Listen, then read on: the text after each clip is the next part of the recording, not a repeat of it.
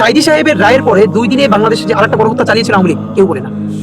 সম্ভবত 13 ফেব্রুয়ারি বা এইরকম একটা সময়, ওই সময় 2 দিনে 170 জনের অধিক মানুষকে প্রকাশ্য দিবালোকে মিছিল থেকে গুলি করে হত্যা করে পুলিশ। সাইদি সাহেবকে যখন ফাঁসির আদেশ দেওয়া হয়, মৃত্যুদণ্ড, বাংলাদেশের লক্ষ জনতা, তাকে যারা ভালোবাসে, তারা মিছিল নিয়ে রাজপথে প্রতিবাদ করতে নেমেছিল। বেগম খালেদা জিয়া তখন সিঙ্গাপুরে চিকিৎসার জন্য গেছেন।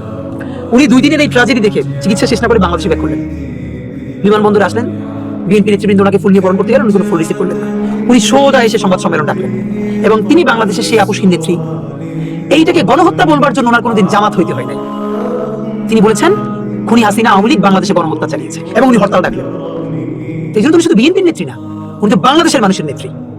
এবং তিনি প্রথম এটাকে গণহত্যা বলে একনলেজ করলেন। বেগম জিয়াকে যখন কারাগারে নিয়ে যাওয়া হয়, আপনি ভাবেন যে চিকিৎসার অভাবে তার হাতটা বাঁকা হয়ে গেছে এরকম, এবং ওনাকে কতবার বলা হয়েছে আপনি বিদেশ চলে যান, কিচ্ছু হতো না উনি যদি বাংলাদেশ ছেড়ে চলে যেতেন। উনি বলেছিলেন যে বাংলাদেশ ছাড়া আমার কোনো দেশ নাই।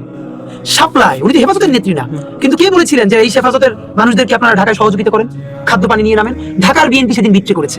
আমরা তো বলি Begum Khaleda Zia is more than BNP for Bangladesh. এটা বলতে কি আমার বিএনপি হওয়া লাগবে?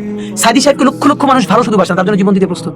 সেই সাইদি সাহেবের রায়ের যে প্রতিক্রিয়া হয়েছে, বেগম জিয়া তার পক্ষে দাঁড়িয়েছেন। এই জন্য বেগম জিয়াকে জামাত হইতে হয়েছে, আমাকে জামাত হইতে হবে? এই ফ্রেমিং কি আমরা চ্যালেঞ্জ করে দাঁড়িয়েছি। আমরা সব ফ্রেমিং মানিও না, সবকে পাত্তাও দিই না। যদি সাইদি সাহেবের পক্ষে কথা বলতে গিয়ে আমার জামাত হইতে হয়, যদি বেগম জিয়ার পক্ষে কথা বলতে বলতে আমার বিএনপি হইতে হয়, সো হোয়াট হইছে তো তোর কি? আমার এই ট্যাগ না দিলেই হইছে, এইটা না বললেই হইছে যে আমি ভারতের সেবাদাস।